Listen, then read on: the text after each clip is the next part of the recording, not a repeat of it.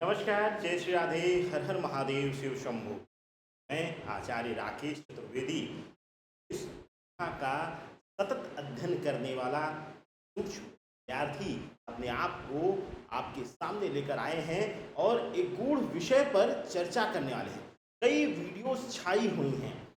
पितृ अमावस्या पर सूर्य ग्रहण, सर्वपितृ अमावस्या पर सूर्य ग्रहण क्या है इस बार 2 अक्टूबर को लगने वाले सूर्य ग्रहण की कहानी। क्या आपकी राशि या आपके घर पर भी यह प्रभाव डाल रहे हैं, सूर्य देवता पर लगने वाला ग्रहण।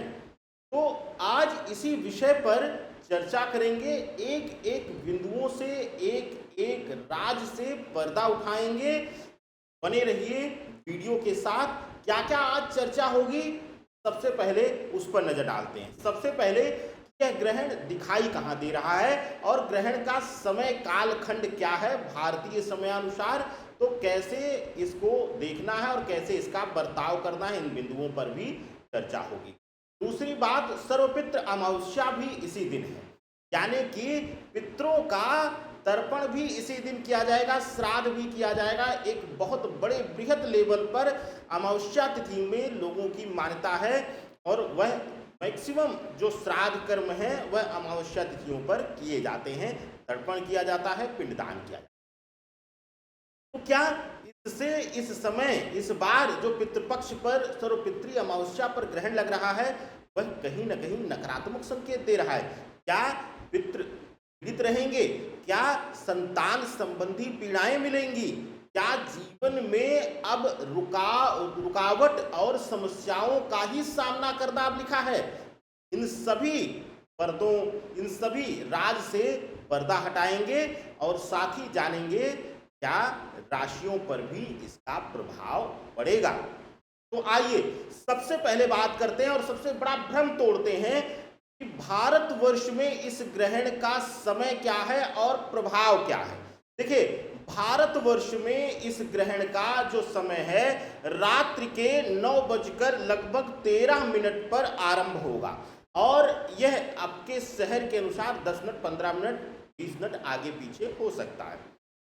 रात्रि में सूर्य ग्रहण, अब कुछ लोग तो इस पर कटाक्ष करते हैं। मैं एक राष्ट्रीय समाचार चैनल के लिए शो करने गया था, वहां पर एक बड़े उम्रदराज और मेरी नज़रों में उनका सम्मान है और अपने आप को अनेकों नेक उपाधियों से वह सम्मानित करते हैं, लेकिन वहां पर वह ज्ञान देने लगे कि कुछ यूट्यूब पर आने वाले ज्योतिषी जो हैं वह कभी भी ग्रहण को प्रभावी कर देते हैं।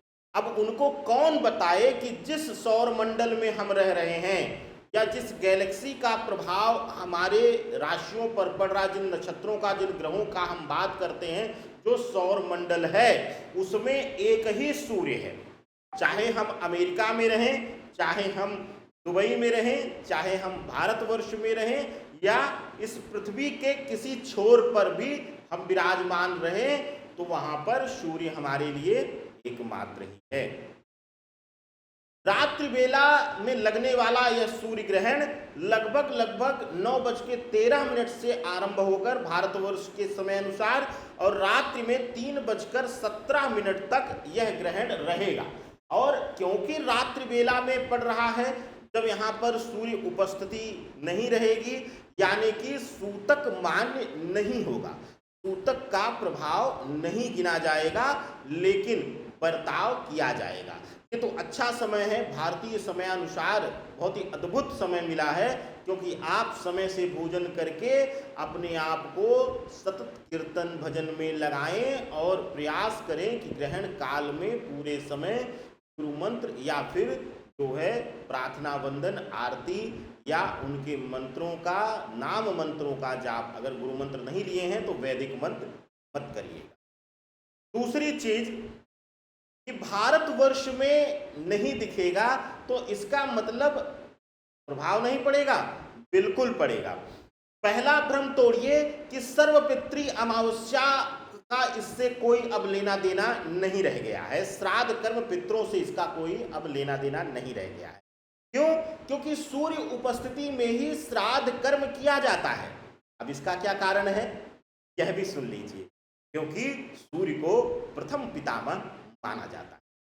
सूर्य उपस्थिति में दोपहर में, संध्या बेला में, दिन ना डूबा हो इसके पहले पहले ही श्राद्ध का भोजन करा दिया जाता है।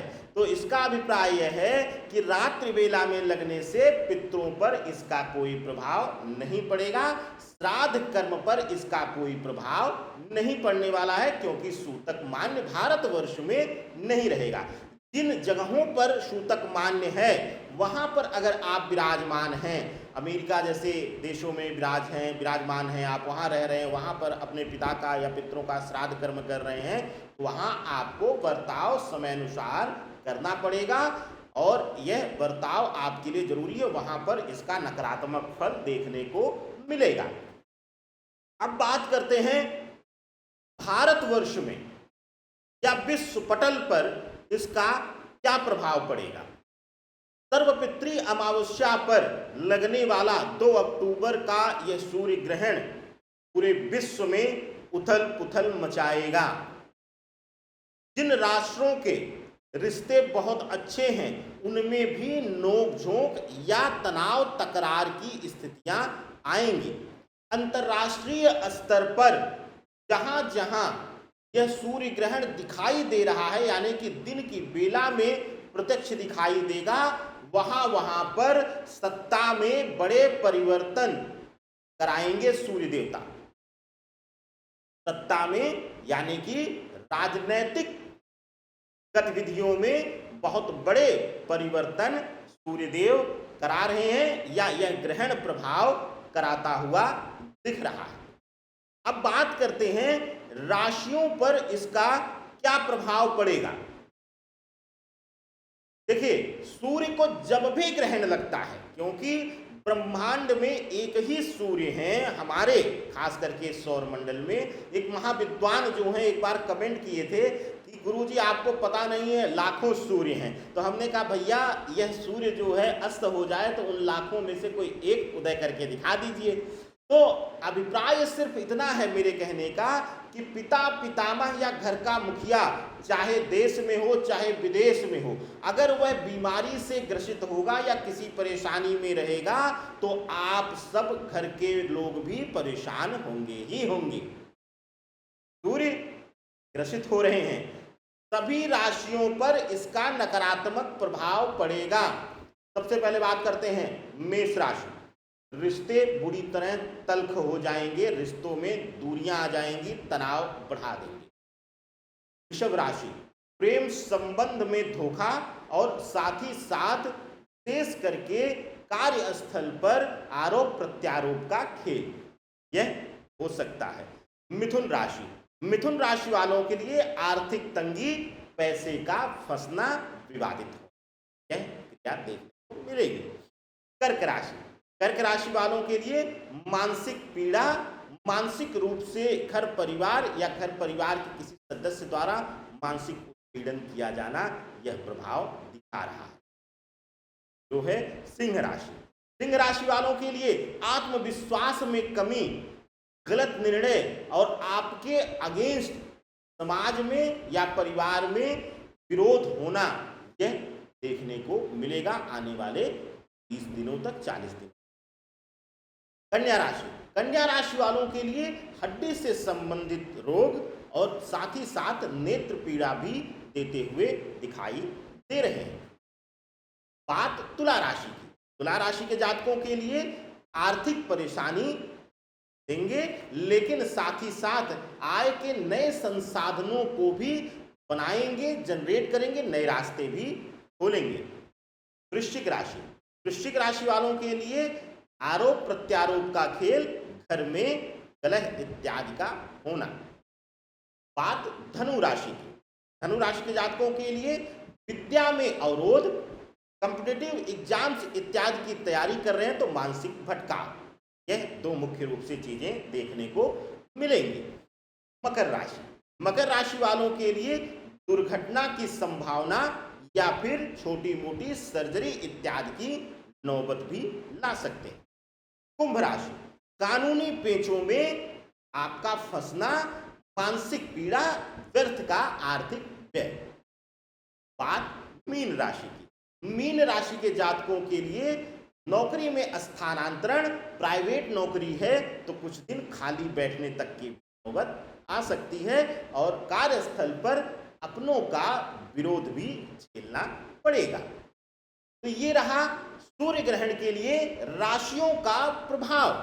अब बात करते हैं क्या करें, क्या दान करें, क्या कर्म करें आज के दिन, यानी कि इस सर्वपितृ अमावस्या पर, कि आपका जीवन मंगलमय हो। क्या करना है आपको? जाइए, गंगा किनारे जाइए या आपके आसपास जो नदी हो, पवित्र नदियां हों, उनके किनारे जाइए, स्नान करिए और उसमें जौ और काला तिल मछलियों के लिए डालिए या जीवों के लिए नदी में प्रवाहित कर दीजिए एक एक मुट्ठी, और साथ ही आकर के घर पर जरूरतमंदों को वस्त्र और साथ ही साथ कच्चा अन्न, यानी कि जिसको सीधा कहा जाता है हमारे यहाँ, उसको आप दान करें। गुरुजनों को वस्त्र दान करें और अखंड फल का दान करने से आपके आने वाली पीढ़ी और व्यवस्थित होगी, सुख सुविधाओं से परिपूर्ण होगी। तो ये रहा अमावस्या ग्रहण विशेष आपके लिए और आपकी राशियों के लिए, और साथ ही साथ विश्व पटल पर क्या प्रभाव होगा और इससे डरने की जरूरत है या नहीं, यह भी जाना हमने। तो विदा दीजिए अब अपने आचार्य राकेश चतुर्वेदी को, और चैनल को ज़्यादा से ज़्यादा सब्सक्राइब कीजिए, वीडियो के साथ बने रहिए। नमस्कार। हर हर महादेव, शिव शंभो।